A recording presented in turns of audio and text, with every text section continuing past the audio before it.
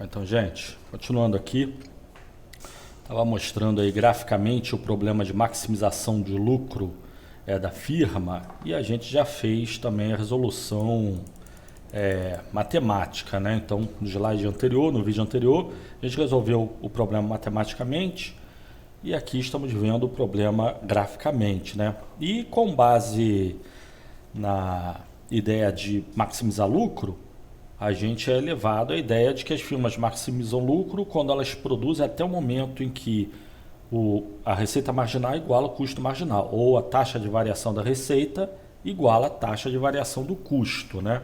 E aí a gente viu esse gráfico, mas aí esse gráfico ele tem que ser...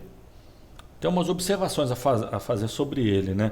Que seria o que? Na verdade, a regra de maximização de lucro não é apenas de maximizar, produzir até o momento que custo marginal é igual a receita marginal, mas sim tem outros critérios, né? Que seria o quê? A gente tem as regras. A primeira a gente já viu, produzir até o momento que custo marginal é igual a receita marginal, né? Então, de novo, temos o nosso custo variável, custo total, custo marginal, e vamos supor uma firma competitiva.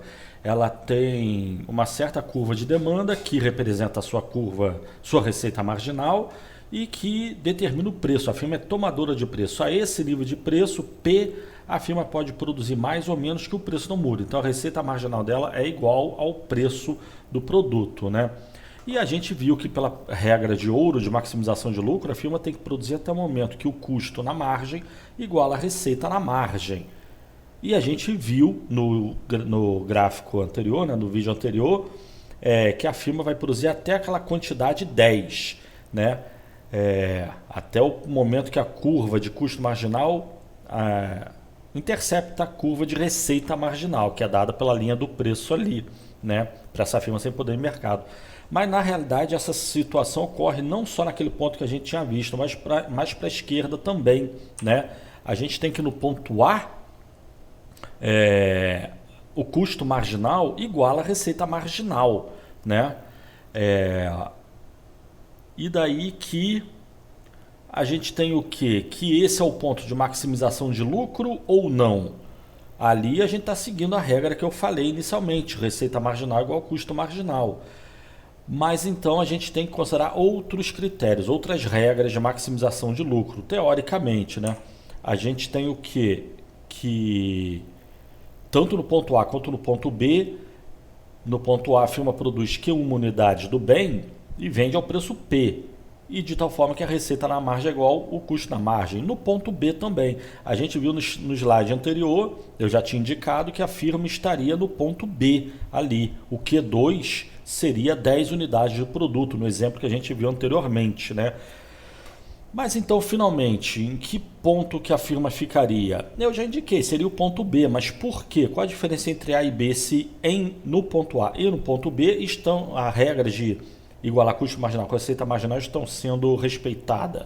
A gente tem o quê? Que no ponto A não é o ponto ótimo. Por quê? Porque no ponto A a gente tem que, primeiro, o custo total médio de produção é maior do que o preço. Então, se você estender essa linha pontilhada aí, vertical, por Q1, até o custo total médio, você vai ver que o custo total médio vai estar lá em cima, muito acima do preço do produto. Então, claramente, a firma vai estar no prejuízo. Na média, ela vai estar produzindo algo que custa 100 e vai estar vendendo por 50. Então, não vale a pena o ponto A, né?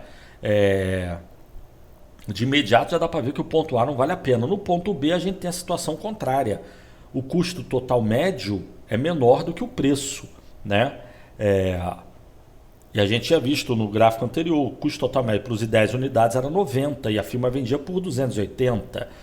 No ponto A, o preço é 280, só que o custo total na média é muito maior que 280, fazendo referência ao gráfico que a gente viu anterior, né?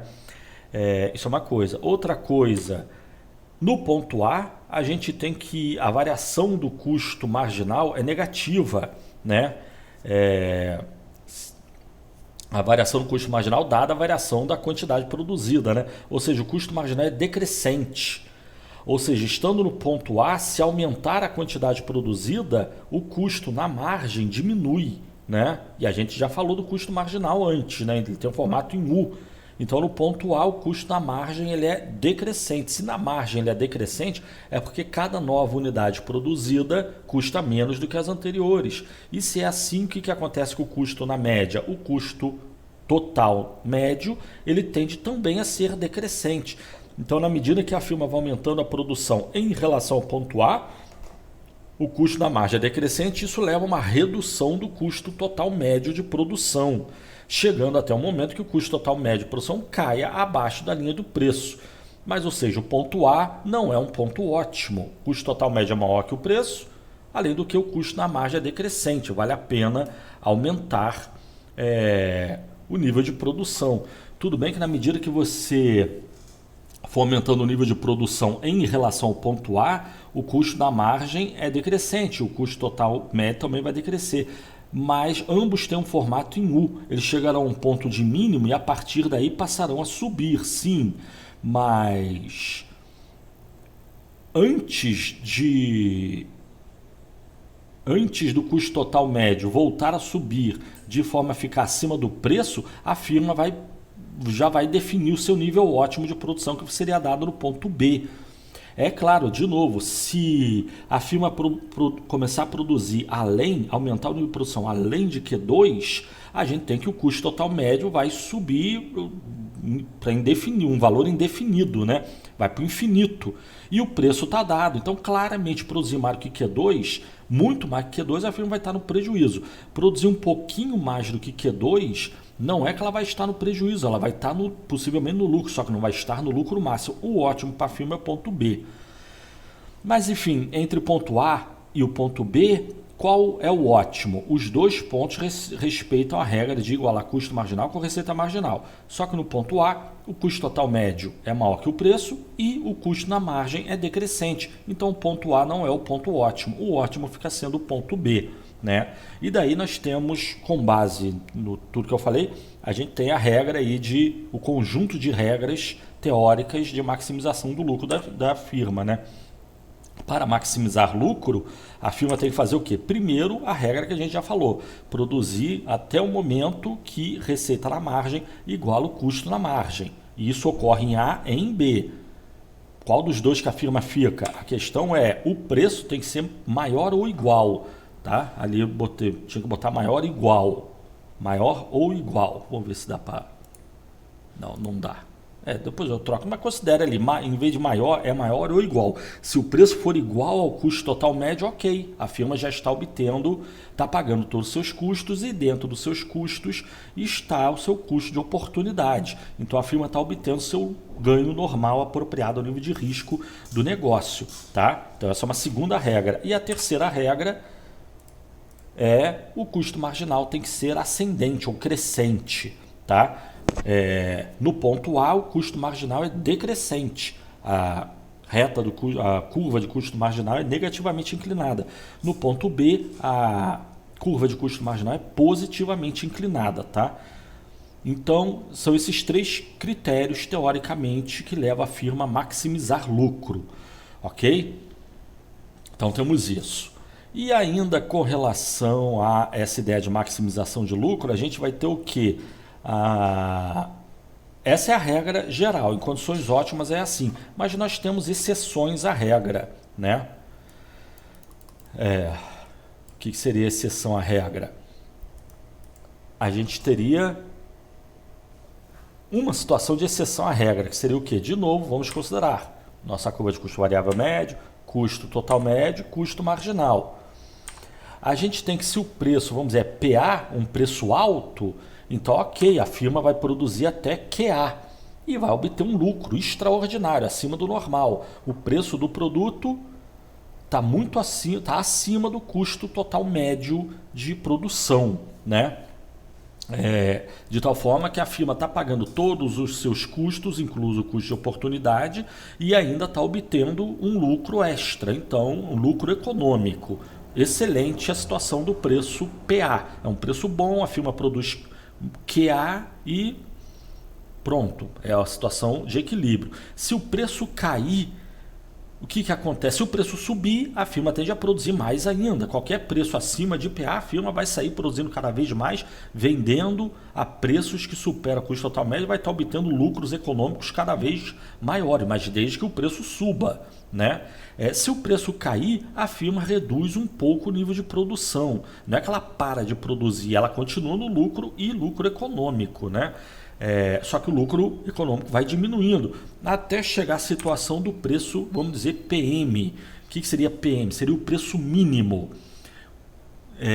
O preço que é equivalente ao valor mínimo do custo total médio de produção. A esse nível de preço, a firma seria capaz de produzir uma quantidade QM, né? Que é a quantidade referente ao preço mínimo. E nesse ponto, o que acontece? Acontece que a firma não obtém lucro econômico, mas também não toma prejuízo, ou seja, a firma está produzindo QM unidade do produto, vendendo ao preço PM, pagando todos os seus custos. Tudo que ela ganha é tudo que ela gasta. Lembrando que dentro do gasto eu considero que está o custo de oportunidade do capital, tá certo? E qualquer preço acima de PM, para o preço igual a PM, a firma produz QM. Para qualquer preço acima de PM, como por exemplo PA, a firma vai produzir quantidades cada vez maiores. No caso de PA, ela vai produzir QA. Se o preço for subindo, ela vai produzindo cada vez mais. Mas se o preço cair abaixo de PM, o que acontece? Acontece que o preço vai estar abaixo do valor do custo total médio de produção. Ou seja, a firma não vai estar obtendo lucro, vai estar no prejuízo economicamente falando. Ela não vai estar no lucro econômico total, né? Não vai estar no lucro econômico, nem mesmo no lucro econômico nulo. Ela vai estar abaixo do lucro econômico, né? Não quer dizer que ela esteja... economicamente ela está no prejuízo, contabilmente ela até vai poder estar no lucro, mas economicamente já está no prejuízo, né? E a diferença entre o contábil e o econômico seria a inclusão dos custos de oportunidade, digamos assim. Considerando que o custo já considera custo de oportunidade, então ela estaria no prejuízo. Mas por que ela estaria no prejuízo? Porque qualquer preço abaixo de PM, ela não paga o custo total médio. Mas o custo total, como a gente já viu, é a soma do custo fixo e do custo variável médio, em ambos os casos, né? É a soma do custo variável médio com o custo fixo médio. E daí para qualquer preço até, vamos dizer, P0, seria um valor que ela produziria um valor equivalente ao valor mínimo do custo variável médio. A gente tem o quê? Para qualquer preço entre PM e P0, a firma vai estar no prejuízo. Mas por que ela está no prejuízo? Porque ela não está pagando todos os seus custos.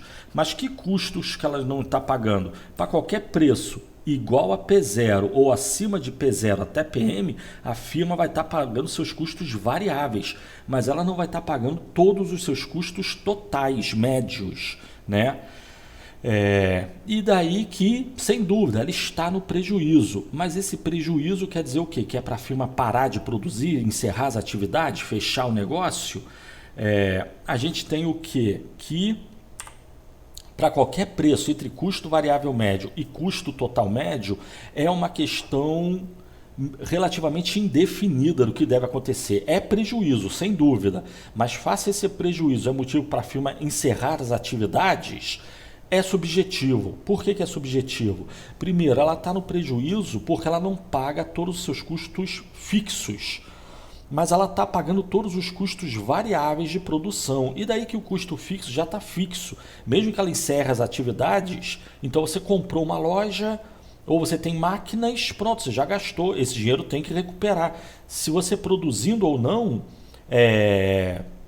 o preço está nessa situação, você já não vai estar recuperando todo o capital. Mas se você parar de produzir, você também não vai recuperar todo o capital. Então esse prejuízo que você estaria sofrendo com o preço nessa faixa aí, entre o custo variável médio e o custo total médio, é um prejuízo que já está dado, vamos dizer que já é até irreversível, né? Ou é irreversível por enquanto. A questão é, você está no prejuízo, porque você não paga todos os custos. E por que você não paga todos os custos? Porque o preço está baixo, digamos assim. Mas o fato do preço estar baixo e você estar no prejuízo é motivo para encerrar as atividades? Não, isso é subjetivo, é indefinido. Certos produtores vão encerrar, outros produtores não, né? Certas firmas fecham, outras não. Qual seria a diferença entre as duas? Primeiro, a capacidade de suportar esse prejuízo. Segundo, a expectativa quanto ao futuro. Se um determinado produtor acredita que ele está passando por uma crise, a crise é passageira, né? Dentro em breve a situação melhora, o preço sobe, ele volta ao lucro, então encerrar as atividades vai ser muito custoso para quando a situação melhorar e ele retornar às atividades. Ele pode perder clientela, as pessoas podem considerar que ele parou definitivamente as atividades. Então, quando a situação melhorar, ele vai ter dificuldades e custos para recuperar o mercado perdido. Então, estando o preço entre custo variável médio e custo total médio é motivo para encerrar as atividades? Não. Depende da opinião subjetiva aí dos diferentes produtores. Tem produtor que vai encerrar, tem produtor que não. O produtor que encerra, o produtor que não encerra as atividades é aquele produtor que aguenta esse prejuízo e acredita que a situação vai melhorar para o futuro. O produtor que encerra as atividades é aquele que ou não aguenta o prejuízo, né? Mesmo que seja passageiro, ou até mesmo ele aguenta o prejuízo, mas ele acha que vai ficar tomando esse prejuízo para sempre. Essa situação veio para ficar, o preço barateou e vai ficar barato por muito tempo, ele não aguenta produzir, então ele já encerra as suas atividades. Mas, ou seja, o preço estando entre P0 e PM, a firma está no prejuízo. Está no prejuízo porque não paga todos os custos totais. Isso é motivo para encerrar as atividades? Essa pergunta, a resposta é indefinida, tá certo? O que não é indefinido é se a gente tiver qualquer preço abaixo do P0, né? Ou seja, ao nível de preço P0, a firma poderia produzir pelo menos Q0. Pelo menos o custo variável médio de produção ela paga, né? Se vai produzir ou não é subjetivo, depende de diferentes produtores. Mas se a gente tiver o preço PF, que seria um preço abaixo do P0, abaixo do valor mínimo do custo variável médio de produção, então é a situação que a firma não está pagando, está tomando prejuízo, não está pagando todos os seus custos, no caso não está pagando todos os custos totais e inclusive não está pagando nem parte dos custos variáveis, né? Então essa seria a situação de fechamento das atividades ou encerramento dos negócios. O preço está muito baixo, muito menor que o custo variável médio mínimo de produção, né? Então a firma está pagando para produzir, aí é absurdo, né? Aí não tem cabimento se manter produzindo. Aí mesmo que você acredite que a crise é passageira, para o futuro o preço volte, e você encerrar as atividades para reabrir posteriormente, isso vai ter custo, você já está tendo um custo enorme, você está pagando para produzir o produto, né? Aí fatalmente não tem cabimento, aí é encerramento dos negócios, tá? Mas aí 18 minutos, vamos parar por aqui e continuar no próximo, então. Valeu!